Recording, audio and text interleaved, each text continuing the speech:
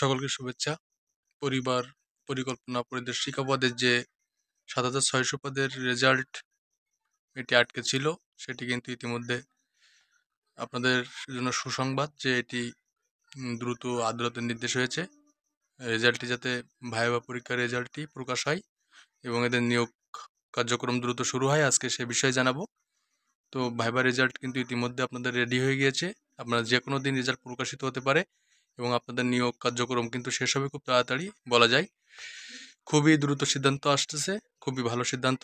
আজকে দেখাবো সেই সিদ্ধান্তের বিষয়ে যে বিষয়গুলো, তো দেখতে থাকুন। পরিবার পরিকল্পনা অধিদপ্তরের অধীনে পরিবার কল্যাণ পরিদর্শিকা, যেটা FWV নামে পরিচিত, সেই পদের ভাইবা নিয়ে যারা ৭,৬০০ জন উত্তীর্ণ হয়েছে রিটেনে, তাদের ভাইবা নিয়ে চূড়ান্ত নিয়োগ রেজাল্ট প্রকাশ করার জন্য নির্দেশ দিয়েছেন মাননীয় বিচারপতি বিচারপতি ফারা মাহবুবের ধৌত বেঞ্চ।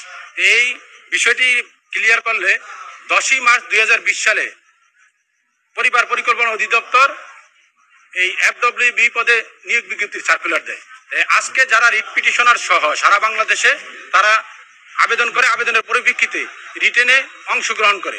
রিটেনে আমার এই যে আজকে যারা রিট করেছে 4টি রিটে রিট পিটিশনাররা, তো আপনারা শুনতেই পেলেন যে এটা কিন্তু অলরেডি কিন্তু নির্দেশনা চলে আসছে আদালতের, যে পরীক্ষার রেজাল্ট খুব তাড়াতাড়ি প্রকাশ করা হবে এবং এটার একটা সুরা হয়েছে। আপনারা অনেক দিন ধরে, দীর্ঘদিন ধরে অতিবাহিত হচ্ছে সময়, তারপর আপনারা রেজাল্ট পাচ্ছেন না। অনেকের মধ্যে অনেক ধরনের টেনশন কাজ করছে যে বাতিল হয়ে যাবে কিনা পরীক্ষাটি এবং এই রেজাল্টটি বাতিল হবে কিনা।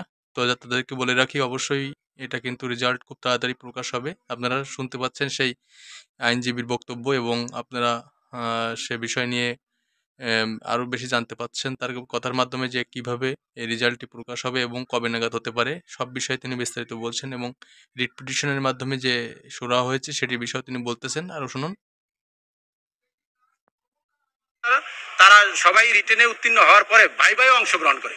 যখন ভাইভায় অংশগ্রহণ করে তারা রেজাল্টের অপেক্ষায় ছিল, হঠাৎ করে এই জানুয়ারি 14/1/2024 একটি চিঠি দিয়ে বলা যায় রিটেন এবং ভাইভায় যে রেজাল্ট হয়েছে এটা বাতিল করা হলো। পরবর্তীতে নতুন করে রিটেন এবং ভাইবার সময় জানিয়ে দেওয়া হবে। পরবর্তী সময়ে আমরা এটাকে চ্যালেঞ্জ করি। চ্যালেঞ্জ করার পরে রুল জারি হয়, স্টে হয়। এই দীর্ঘদিন শুনানির পরে আজকে রায়ের দিন নির্ধারিত ছিল।